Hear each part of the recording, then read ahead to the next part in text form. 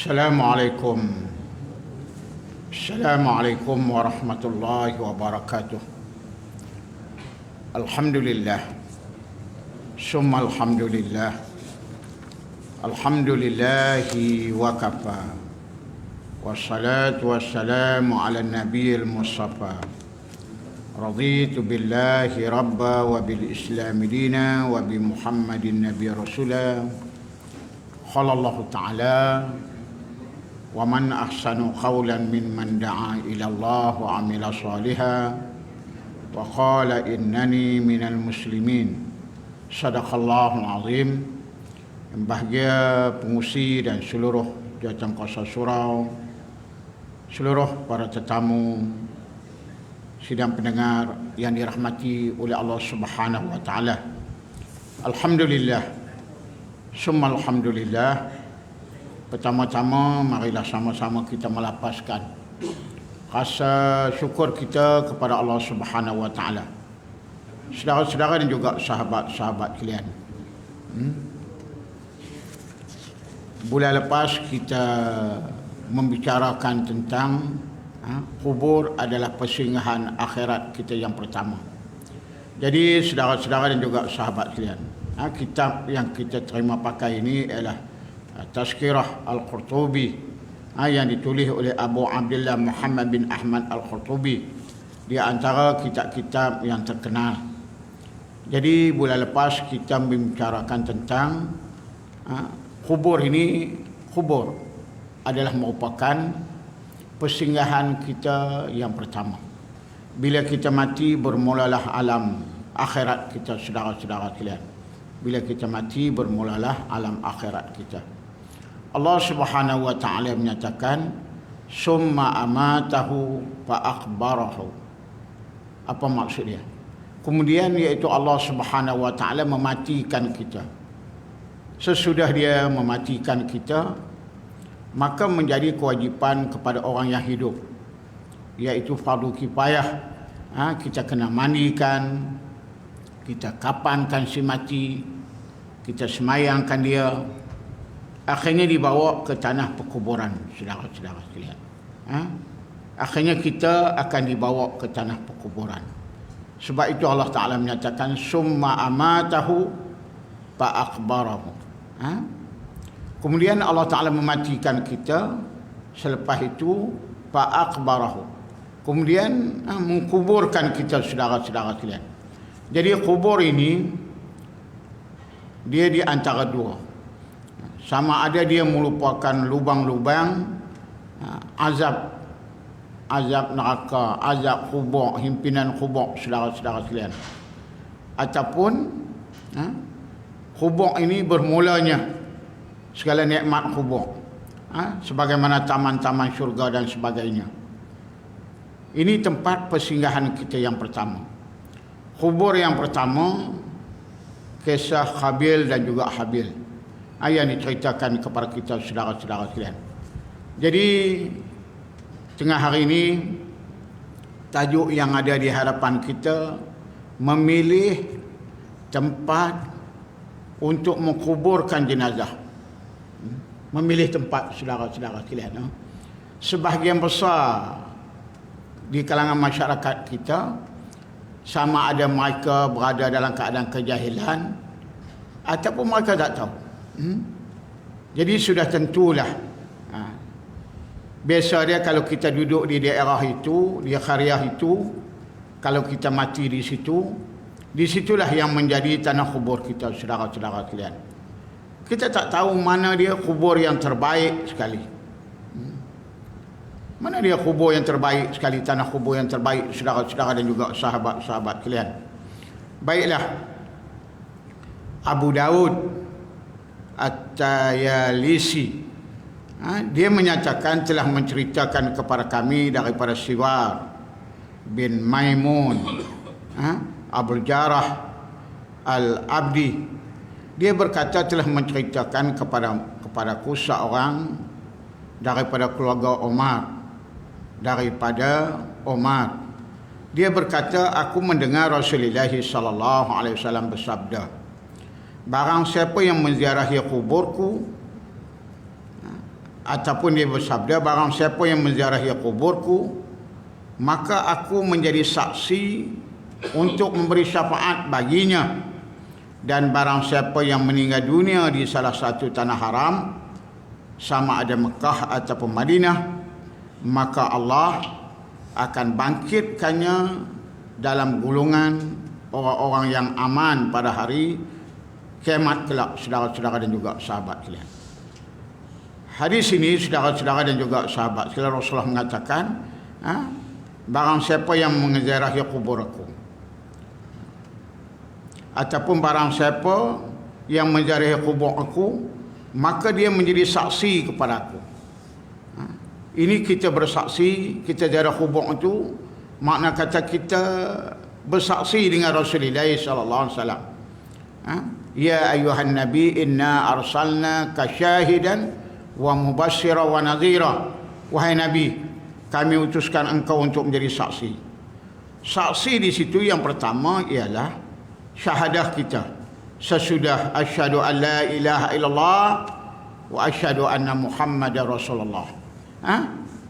Kita naik saksi, kita bersaksikan dengan syahadah kita kepada Rasulullah sallallahu alaihi wasallam. Kemudian ketika kita melakukan ibadat haji ataupun kita umrah, kita menziarahi makam Rasulullah sallallahu alaihi wasallam, kita menziarah makam Rasulullah sallallahu alaihi wasallam itu, maka Rasulullah kata bersaksi kepada Rasulullah sallallahu alaihi wasallam. Ataupun kita mengharapkan syafaat daripada Rasulullah sallallahu alaihi wasallam. Apa syafaat, saudara-saudara dan juga sahabat sekalian? Rasulullah mengatakan yasfa'u yaumal qiyamah summal anbiya summal ulama summal syuhada. Di hari akhirat besok yang dapat memberi syafaat, yang dapat memberi syafaat kepada kita ni, yang pertama ialah para anbiya, para nabi alaihi wassalatu wassalam. Yang kedua para ulama, orang-orang alim yang muttaqin, orang-orang soleh, saudara-saudara dan juga sahabat-sahabat kalian. Dan yang ketiganya para syuhada. Ini yang dapat. Dan kita mengharapkan syafaat. Apa maksud syafaat? Atas dunia pun kita harap, harap si anu bin si anu, harap si pulan bin si pulan untuk tolong kita, bantu kita, saudara-saudara dan juga sahabat kalian. Ini dalam kehidupan kita.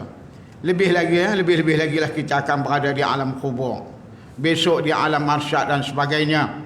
Maka sudah tentulah kita mengharapkan syafaat daripada Rasulullah sallallahu alaihi wasallam. Dan barang siapa yang meninggal dunia di salah satu tanah haram. Tanah haram ni Mekah Al-Mukarramah, Madinah Al-Munawwarah, saudara-saudara dan juga sahabat kalian. Tanah haram ni, kalau sesiapa yang meninggal di tanah haram, dia mati di tanah haram, lalu dia kuburkan dia di tanah haram, saudara-saudara kalian, maka Allah Ta'ala akan bangkitkan dia besok. Summa yumitukum summa yuhyikum. Allah Ta'ala lah yang menghidupkan kita, dia akan membangkitkan kita, saudara-saudara sekalian.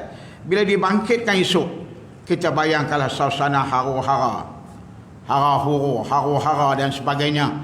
Kita dibangunkan dalam keadaan bertelanjang, panas yang terik, kita akan dihalau di mahsyar itu, berpeluh, saudara-saudara dan juga sahabat sekalian, iaitu orang yang mendapat syafaat daripada Rasulullah sallallahu alaihi wasallam, selain daripada pemimpin yang adil, orang yang cinta kepada masjid, apalagi 7 golongan, saudara-saudara dan juga sahabat sekalian, orang yang takut kepada Allah, dan juga orang yang bangun bangkit dalam keadaan aman. Apa maksud dalam keadaan aman, saudara-saudara sekalian? Dia tak terasa panas, dia tidak terasa keluh kesah.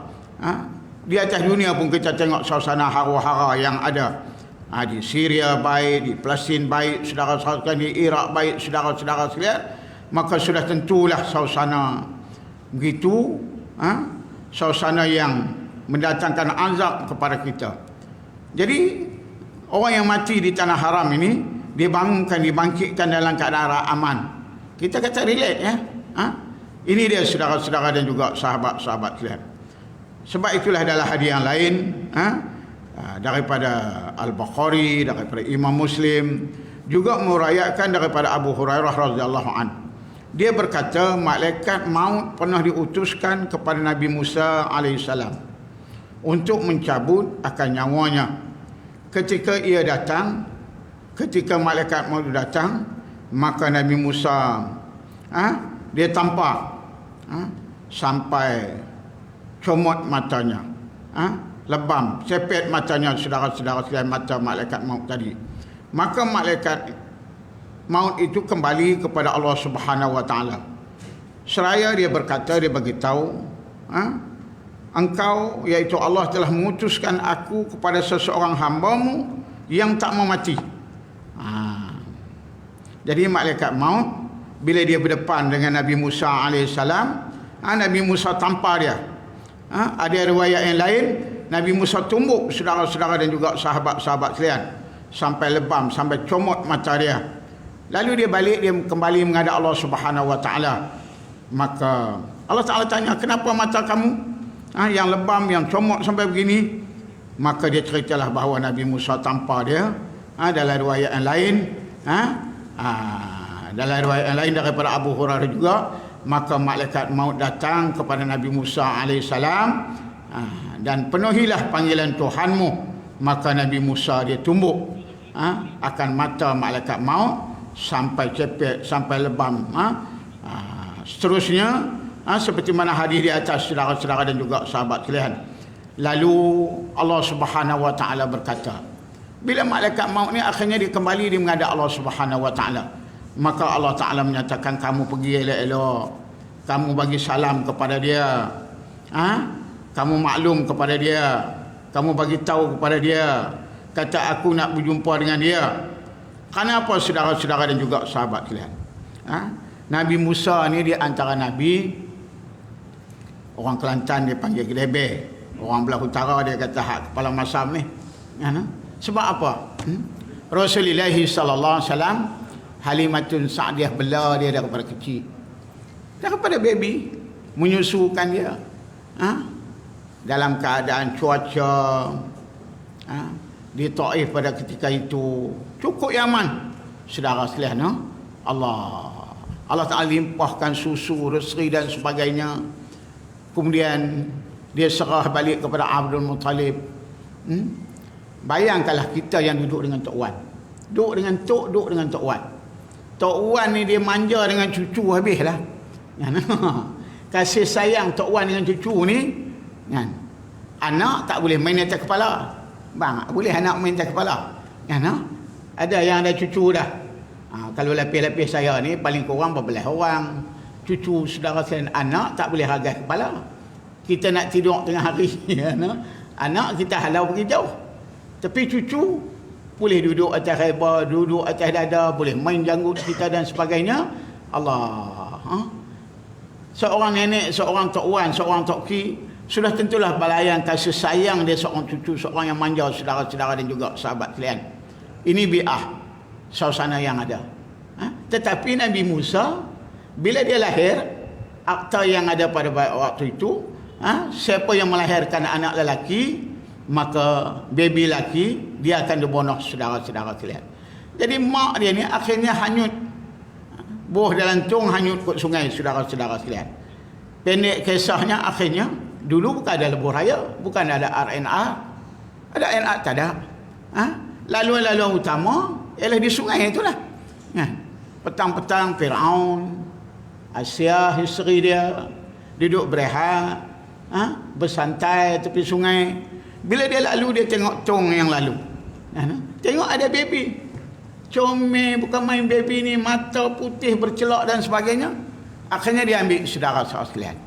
Firaun bila tengok baby lelaki dia nak bunuh. Allah. Firaun ni saudara-saudara dan juga sahabat sekalian. Setiap malam kita 20 tahun, 30 tahun seorang tu je lah.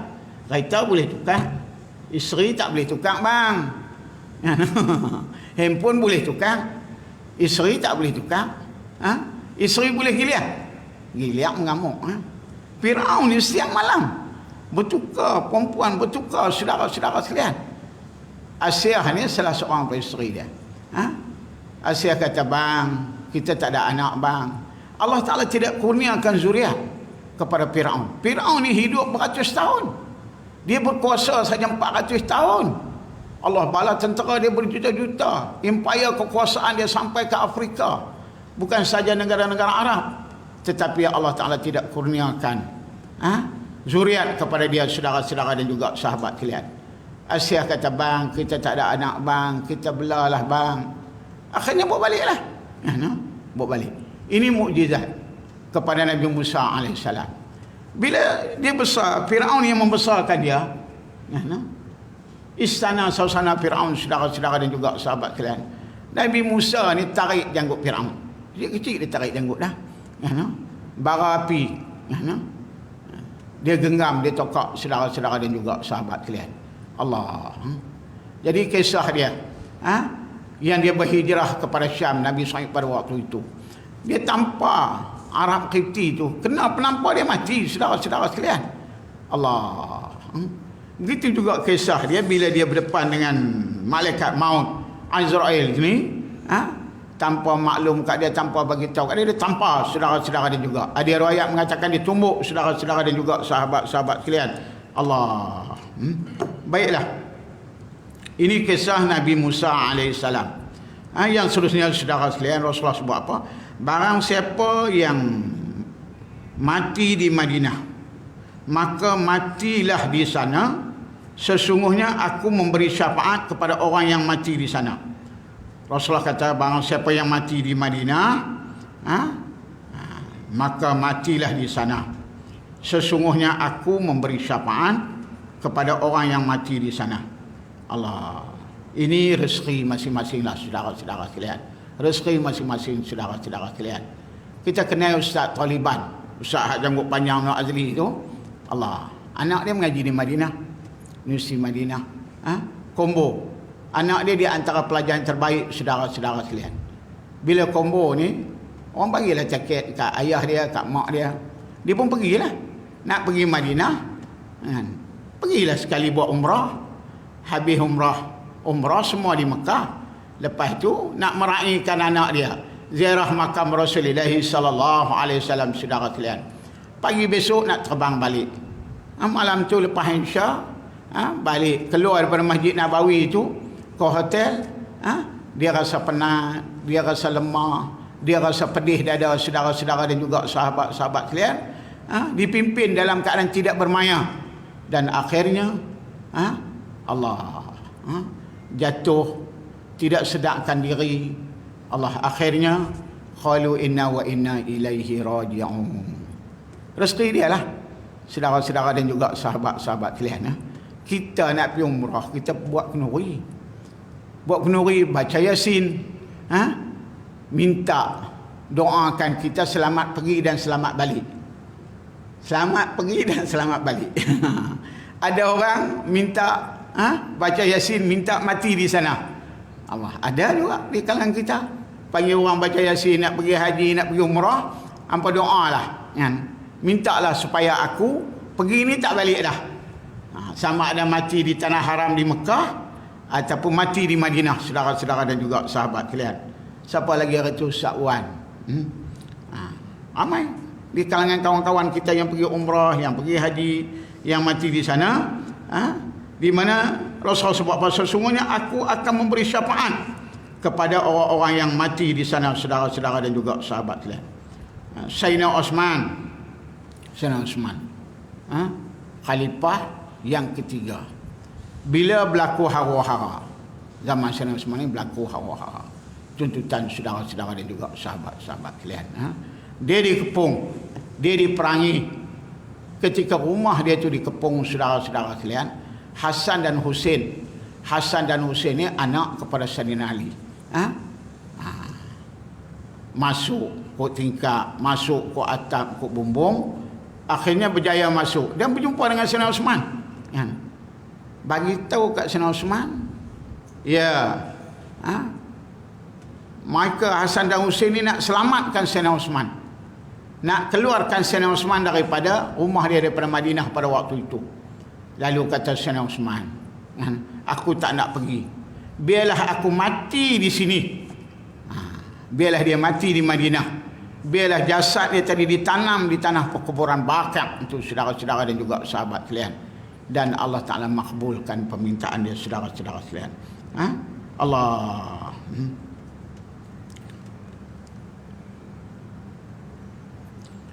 Dalam Muwatta' Imam Malik disebut bahawa Sayyidina Umar radhiyallahu anhu dia berdoa kepada Allah Subhanahu wa taala. Sayyidina Umar bin Khattab radhiyallahu anhu, dia berdoa kepada Allah Subhanahu wa taala.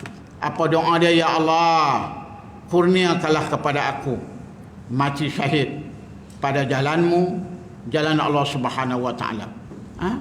Ataupun engkau matikan aku, wafatkan aku di negeri nabimu, iaitu Nabi Muhammad SAW, matikan aku di bumi Madinah ini. Ini doa Sayyidina Umar bin Khattab radhiyallahu anhu. Dia berdoa supaya minta dia mati syahid dalam peperangan Badar, dalam peperangan Uhud, dalam peperangan Khandaq, peperangan Ahzab, dalam peperangan Khaybar berdepan dengan Yahudi. Saudara-saudara sekalian, berapa kali dia menyertai peperangan. Setiap kali peperangan dia semayang 2 rakaat, dia sujud, dia cium bumi tanah itu, dia minta supaya dia dikurniakan syahid, saudara-saudara sekalian. Tapi Allah Subhanahu wa taala tak pilih dia sebagaimana sahabat-sahabat yang lain yang gugur sebagai syuhada, saudara-saudara dan juga sahabat sekalian. Sayyidina Hamzah, Mus'ab bin Umair, Hanzalah, berapa ramai lagi sahabat-sahabat, Sayyidina Ja'far dan sebagainya. Allah Ta'ala pilih mereka syahid, saudara-saudara dan juga sahabat sekalian. Sebab orang yang mati syahid ini, mereka tidak akan dihisap di hadapan Allah Subhanahu wa taala. Roh mereka terus dibawa ke syurga. Mereka, kepada mereka ni tidak ada azab kubur dan sebagainya. Allah, saudara-saudara dan juga sahabat-sahabat sekalian. Tetapi Sayyidina Umar tadi tak dipilih syahid, sebab syahid ini adalah merupakan pilihan Allah Subhanahu wa taala, dan dia minta supaya dia diwafatkan di bumi Madinah. Dia dimatikan, saudara-saudara. Alhamdulillah, dia wafat, dia mati di bumi Madinah, dan jasad dia selepas jasad Rasulullah, jasad Sayyidina Abu Bakar As-Siddiq. Selepas itu Sayyidina Umar bin Khattab radhiyallahu anhu, saudara-saudara sekalian. Sayyidina Uthman ada di luar sana, di tanah perkuburan Baqi' itu. Allah. Sebab apa? Kubur yang paling aula, kubur yang paling utama adalah tanah perkuburan Baqi' itu, saudara-saudara dan juga sahabat-sahabat sekalian. Allah. Dan sesungguhnya bahawa keutamaan Madinah itu tak boleh diragui. Ni tanah perkuburan Baqi' ni tak boleh diragui, saudara-saudara sekalian. Tak boleh diingkari, tak ada sama menyamar. Dan andaikan keutamaannya hanya sekadar berjiran dengan orang-orang, dengan para nabi, para sahabat, para syuhada, orang-orang yang soleh, saudara-saudara dan juga sahabat-sahabat sekalian. Ada di kalangan kita mengatakan tanam mana sama ya. Tanah-tanah hang tanam bila di Kuala Lumpur, kadi Kedah, kadi mana sama saja, saudara-saudara sekalian. Tanamlah tang mana pun, saudara-saudara dan juga sama ya. Baiklah, manusia itu sendiri ada kemuliaan dia. Kita kerja ada pangkat, ada jawatan. Daripada office boy, budak pejabat sampailah pengarah, saudara sekalian. Hak pengarah tu pun ada lagi lembaga dia macam-macam. Begitu juga dalam Islam ni, yarfa'illahu allazina amanu. Allah Ta'ala nak angkatkan darjat seseorang, saudara-saudara dan juga. Darjat yang paling utama adalah para awliya, para nabi. Selepas itu para sahabat, para tabi'in, orang yang soleh, saudara-saudara sekalian. Orang soleh ni, orang yang muqarrabin, kerana amalan mereka, kerana mereka hampir dengan Allah Subhanahu wa taala. Sebab tu Allah Ta'ala muliakan, dan mereka ini boleh memberi syafaat, saudara-saudara sekalian. Mereka minan nabiyyin wasiddiqin wasyuhada wasalihin wa hasuna ulaika rafiqa wa man yuti'illaha wa rasulahu. Mereka ini sudah diberi nikmat oleh Allah Subhanahu wa taala. Ni para nabi, para siddiqin ini, saudara-saudara sekalian. Ni nikmat syurga, nikmat mereka berada di alam barzakh dan sebagainya. Jadi kalau kita tanam di bumi itu, sama ada di Madinah, di Mekah, ataupun kalau kita pergi ke Yaman, dia ada bumi tahrim, bumi para wali-wali, para orang-orang soleh, saudara-saudara dan juga sahabat-sahabat kalian. Kalau kita pergi ke Indonesia, wali apa? Wali Songo, wali Sogo. Allah melimpah orang. Hari Minggu piduk mandi atas kubur, kayak tangan atas kubur, piduk kelah atas kubur. Adalah benar-benar khurafat, kita jauh saudara-saudara kalian. Begitu juga. Sebab kepada kita ni saudara sekalian, bila mati sengah nak balik tanah di kampung.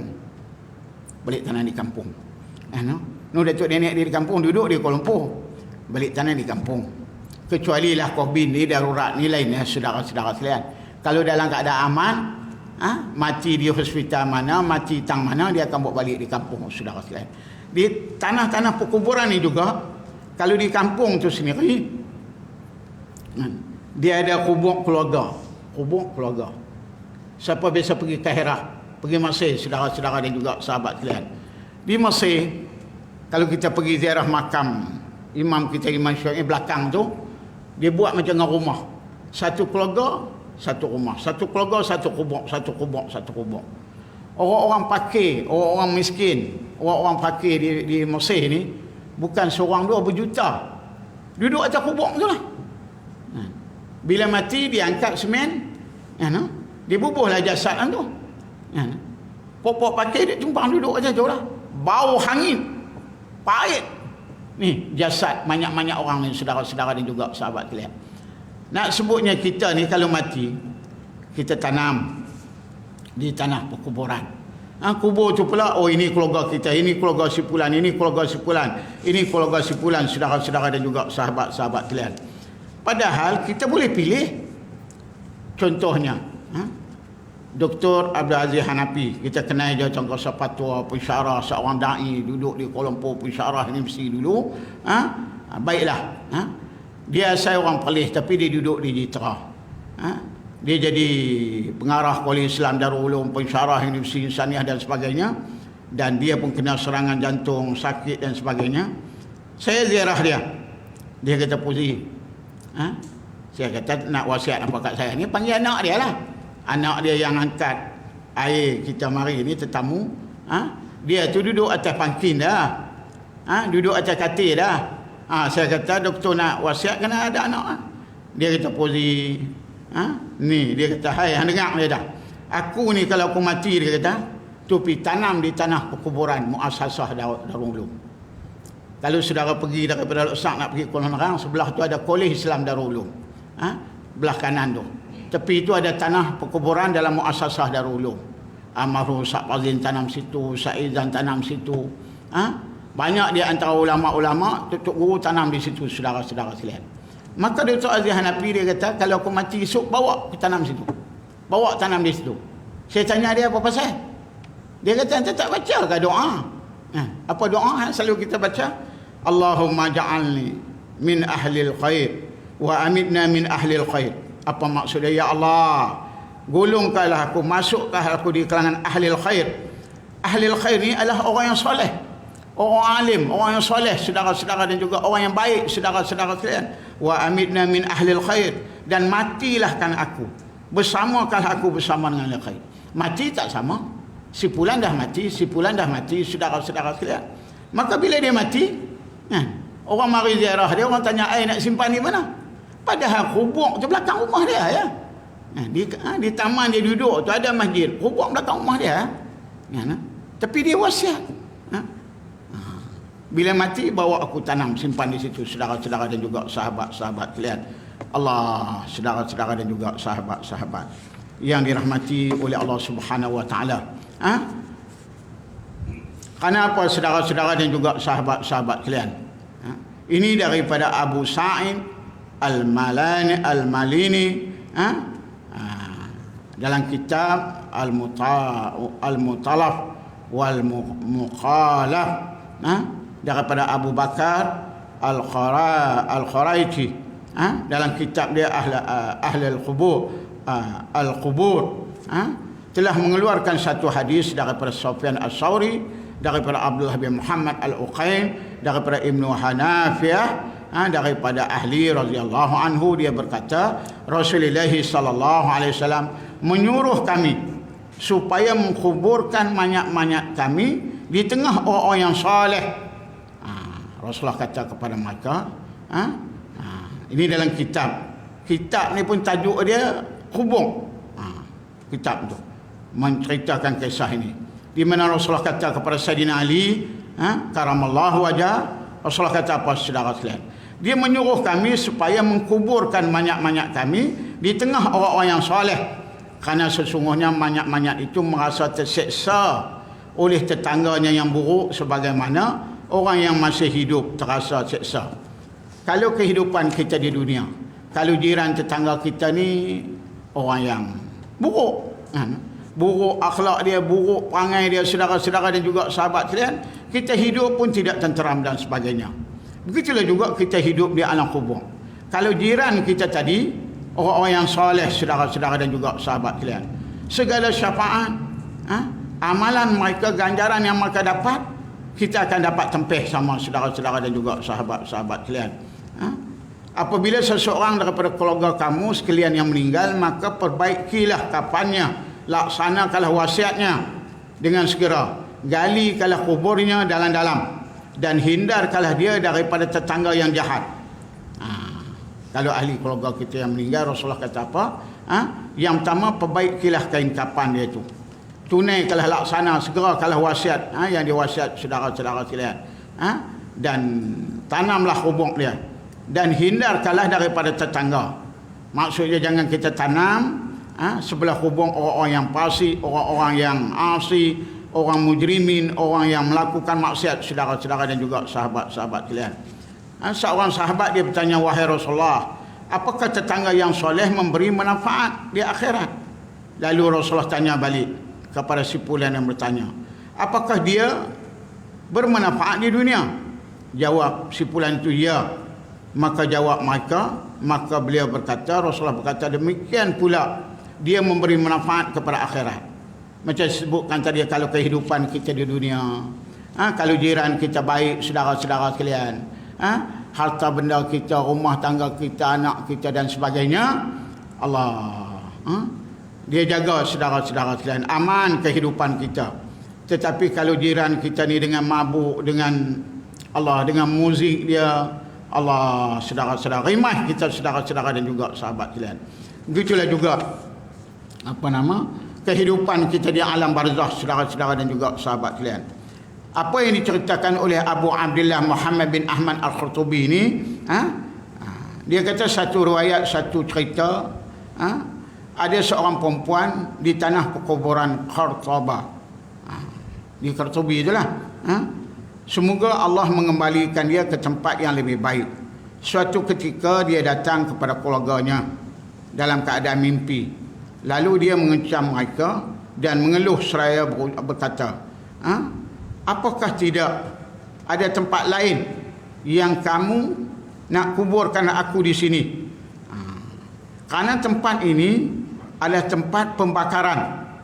Allah, saudara-saudara, si fulan ni dah mati, sudah ditanamkan di tanah perkuburan. Akhirnya didatangkan mimpi kepada keluarga dia. Dia kata, tak ada tempat lain ke yang bermain aku tanam di sini? Tempat ni, kata dia, tempat pembakaran.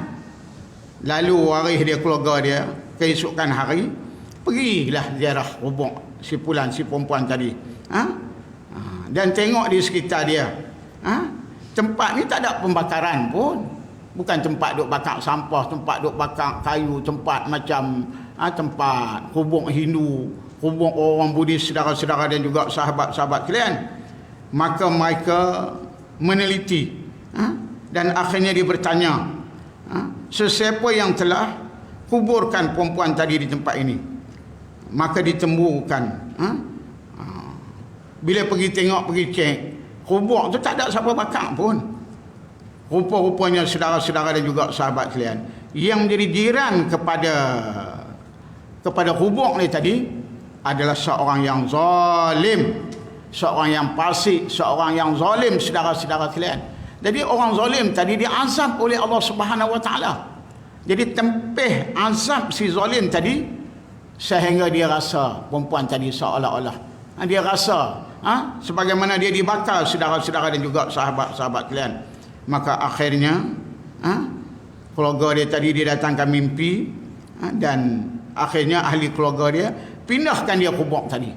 Pindahkan ke tempat orang-orang yang soleh saudara-saudara kalian. Lepas tu didatangkan mimpi lagi saudara-saudara dan juga sahabat-sahabat kalian. Dia rasa selesa, dia rasa aman dan dia mengucapkan jazakallahu khairal jaza. Ini dia saudara-saudara dan juga sahabat-sahabat kalian. Jadi oleh kerana itulah saudara kalian. Dalam riwayat yang lain pula kisah Badawi bahawa dia bertanya kepada ayahnya dalam mimpi, apa yang Allah Ta'ala lakukan terhadap kamu? Maka jawabnya, tidak ada yang menggangguku selain daripada aku dikuburkan dekat si Fulan bin Fulan. Ia ni orang yang fasik. Maka aku melihat dan merasa azab orang yang fasik itu ditempeh kepada aku, saudara-saudara dan juga sahabat kalian. Jadi si Fulan ni dah mati, dikubumikan, dan bila ayah dia bermimpi, ayah dia bertanya kepada dia. Dia ni yang hidup di alam barzakh, saudara-saudara kalian. Dia kata, kenapalah tanam aku berhampir dengan si Fulan bin Fulan ini. Si Fulan bin Fulan ini adalah orang yang fasik. Dia tak semayang, dia dedah aurat dan sebagainya. Maka dia diseksa, saudara-saudara dan juga sahabat-sahabat kalian. Jadi oleh kerana itulah saudara-saudara dan juga sahabat-sahabat kalian, kita yang belum mati ini sudah tentulah kita akan menjadi mayat. Kita akan menjadi jenazah, saudara-saudara dan juga sahabat kalian. Jadi kita wasiatlah kepada isteri kita, kepada anak-anak kita, kepada kawan-rakan kita, kalau kita mati, pilihlah aku, tanamkanlah aku bersama-sama dengan orang-orang yang soleh, orang yang baik, saudara-saudara dan juga sahabat kalian. Kita kena bagi tahu kat penggali kubur. Sebab penggali kubur dia bukan pergi masjid. Adakah penggali kubur? Jarang-jarang, sikit sangat saja penggali kubur yang duduk mengaji, saudara sekalian. Penggali kubur tu pun pasik. Kadang-kadang nak tanam, daripada pagi dia duduk gali kubur tu. Zuhur ke mana? Asar ke mana, saudara-saudara dan juga sahabat-sahabat kalian? Orang semayang Zuhur, orang semayang asar, orang semayang jenazah, dia duduk dalam kubur, duduk gali. Dia tak tahu kata besok dia pun akan diazab oleh Allah Subhanahu Wa Taala. Jadi oleh kerana itulah saudara-saudara dan juga sahabat kalian, apa yang lebih penting kepada kita buatlah persiapan, saudara-saudara sekalian. Sebelum kita menjadi jenazah, kita buatlah persiapan. Semayang kita yang wajib, yang sunat, saudara sekalian. Baca Quran kita, sedekah yang kita lakukan, saudara-saudara sekalian. Sebab apa, saudara-saudara dan juga sahabat-sahabat yang dirahmati oleh Allah Subhanahu Wa Taala? Sebab apa, saudara-saudara sekalian? Allah Ta'ala menyatakan kepada kita, laula akhiratani ila ajalin qarib fa asaddaqa. Bila kita hampir nak mati, apa permintaan kita kepada malaikat maut pada waktu itu? Kita minta supaya kita dihidupkan sekejap saja. Sekejap kita nak buat apa? Fa asaddaqa, nak sedekah, saudara-saudara dan juga sahabat kalian. Padahal masa kita hidup, kita taruh duit, kita simpan duit. Simpan duit ni untuk apa? Untuk hari tua kita. Pastikah kita akan tua, saudara-saudara dan juga sahabat-sahabat kalian? Sebab itulah pepatah sebut apa, saudara-saudara kalian? Kalau gajah tu mati, dia akan tinggal gading. Gajah mati, tinggal gading. Harimau mati, tinggal belang. Manusia mati, tinggal anak, tinggal isteri, tinggal harta. Kita duduk di alam barzakh. Jasad kita dah dimakan ulat, saudara-saudara sekalian. Harta benda kita diperait, dibedak, saudara sekalian. Rumah kita, harta kita, anak isteri kita, saudara sekalian, mereka perait, saudara-saudara dan juga sahabat-sahabat kalian. Jadi sebab itulah saudara-saudara sekalian, kita sedekahlah, kita infaklah pada jalan Allah Subhanahu Wa Taala. Kerana inilah yang menjadi bekalan kepada kita besok. Jadi ana rasa wallahu alam, sekadar itu. Mudah-mudahan Allah Taala bagi kekuatan kepada kita dapat melakukan amal soleh dalam kehidupan kita ni, saudara-saudara dan juga sahabat kalian. Kerana mau tidak mau, summa inna alaina iyabahum, kepada Allah lah kita akan dikembalikan. Summa inna alaina hisabahum, kita akan dihisab di hadapan Allah Subhanahu Wa Taala. Jadi oleh kerana itulah kita memperbanyakkan amalan kita, saudara sekalian. Jadi wallahu alam, terima kasih banyak saudara-saudara menjadi pendengar yang baik pada tengah hari ini, saudara-saudara sekalian. Jadi sebagaimana biasalah, ada saya letak sejadah di sana, brochure. Saya mengharapkan semangat saudara sekalian dapat tolong bantu kita nak bangunkan Ma'had As-Salihin, Ma'had As-Salihah di pondok di madrasah saya tu. Wallahu alam, sekian wabillahi taufiq wa hidayah. Assalamualaikum warahmatullahi wabarakatuh.